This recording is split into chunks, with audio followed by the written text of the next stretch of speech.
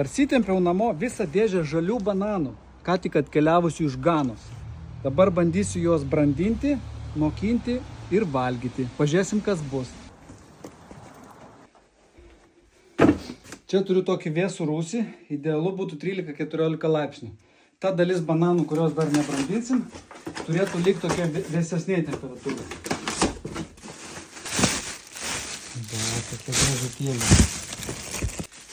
2 kekės įdėsim į maišelį kartu su 3 obuoliukais.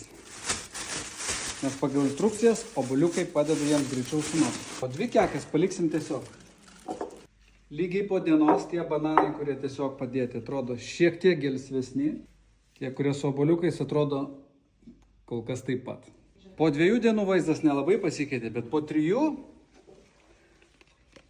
tie, kurie buvo palikti be obuolio, vienas vienintelis kažkodėl pageltonavo. Bet va, kur su obuoliukais, tai iš esmės jau viskas, jau juos galim ragauti. Dar, man atrodo, reikėtų palaukti.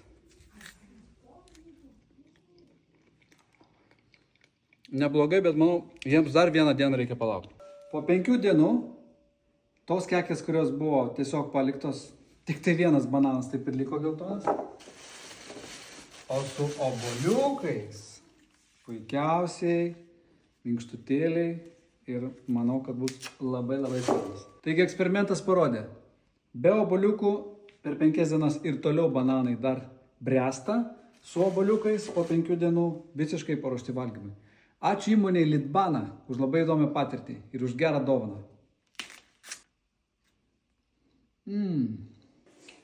Matei? Tyčiukas mūsų. Kokių bananų gavom skanių. Valgysim? Einu į Rusiją, atsinešiu naują partiją.